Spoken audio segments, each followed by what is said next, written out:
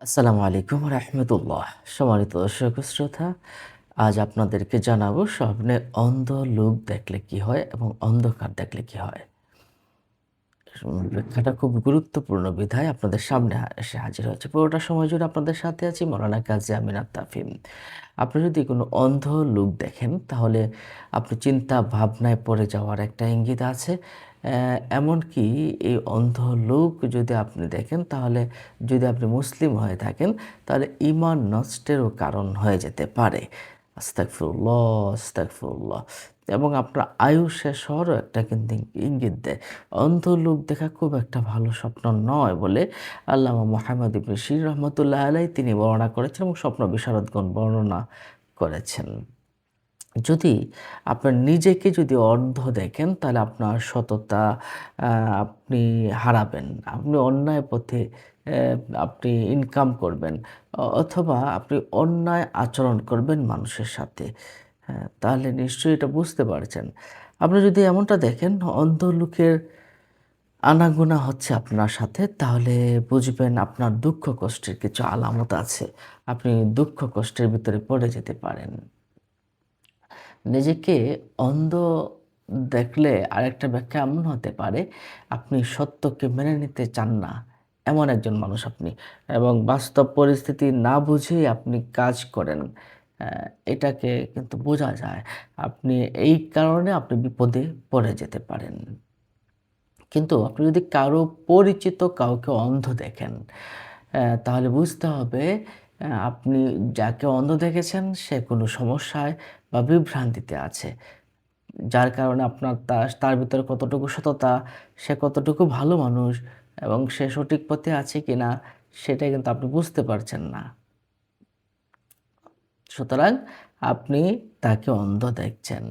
আপনি যদি এমনটা দেখেন আপনি অন্ধ মানুষকে সাহায্য সহযোগিতা করছেন, তাহলে আপনি একজন ভালো মানুষ, ভালো মনের মানুষ। আপনার উদারতা, আপনার আপনার মৌলিক কিছু ভালো উদারতা আছে, সহানুভূতি আছে। অন্যকে পথ দেখানোর মানসিকতা আছে। এটাই কিন্তু বোঝা যায়। সম্মানিত দর্শক ও শ্রোতা, অন্ধ দেখলে একটু সাবধান হয়ে যাবেন। সততা এবং স্বচ্ছতার কিছু অভাব থাকতে পারে। ভয় এবং দুর্বলতার কিছু আ প্রবলেম থাকতে পারে। কিছু ভয়ংকর কিছু পরিস্থিতির ভিতরে আপনি পড়ে যেতে পারেন যদি অন্ধ মানুষ দেখেন। ঠিক তেমনিভাবেই আপনি যদি এক চোখ কানা বা এমন কোনো অন্ধ মানুষকে আপনি দেখে ফেলেন, তাহলে আপনি বিভ্রান্তির ভিতরে আছেন বা দ্বিধাদ্বন্দ্বের ভিতরে আছেন, এমনটাই বোঝাবে। আ তাহলে আপনি যদি এক চোখ কানা বা এক চোখ অন্ধ এমন কোনো মানুষকে দেখেন, শত্রু দ্বারা বা খারাপ লোক দ্বারা, অসাধু লোক দ্বারা আপনি প্রতারিত হওয়ার সম্ভাবনা আছে। তো আল্লাহর কাছে আশ্রয় চাবেন। আল্লাহ আমাকে বিপদ আপদ থেকে মুক্ত দান করো। আল্লাহ আমাকে বিপদ থেকে হেফাজত রাখো। তাহলে এই অন্ধ লোক দেখলে আপনি একটু সাবধান হয়ে যাবেন। এবার আসুন আমরা স্বপ্নে অন্ধকার দেখলে কি হয়? এই বিষয়টা একটু, একটু করে আমরা জেনে নেই।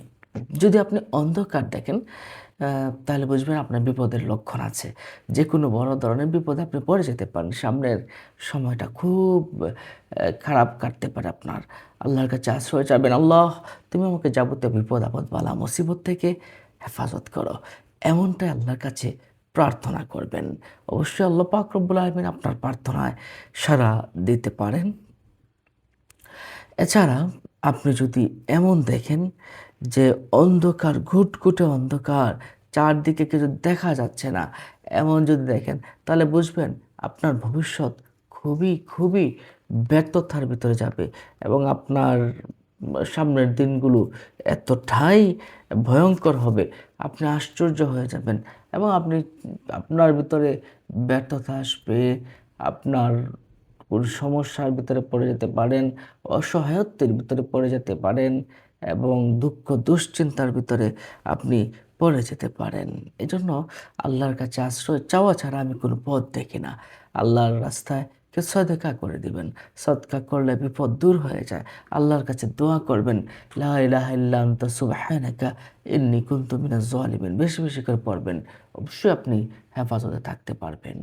আপনি যদি এমনটা দেখেন অন্ধকার কোনো ঘরে আপনি আটকে আছেন, তাহলে নিজেকে অসহায়, বন্দি বা কোনো প্রবলেমের ভিতরে আটকে থাকার অর্থ বোঝায়। আপনি খুব সাবধান থাকবেন। অন্ধকারে যদি আপনি পথ হারিয়ে ফেলতে দেখেন, তাহলে কোনো ব্যর্থতা আপনাকে পেয়ে বসতে পারে। কোনো অপরাধবোধ আপনাকে পেয়ে বসতে পারে। যেকোনো খারাপ কাজে আপনি জড়িত হয়ে যেতে পারেন।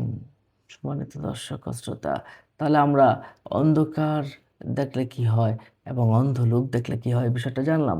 আপনাদের প্রশ্ন থাকলে আমাদের কমেন্ট বক্সে প্রশ্ন করতে পারেন।